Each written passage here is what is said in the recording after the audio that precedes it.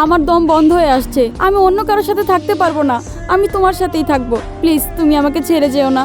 আরে আরে বোকা, তুমি কাঁদছো কেন? আমরা একে অপরকে না পেলেও আমাদের ভালোবাসা কখনো শেষ হবে না। ভালোবাসা ছিল, আছে, সারা জীবন থাকবে। না, আমি এরকম ভালোবাসা চাই না।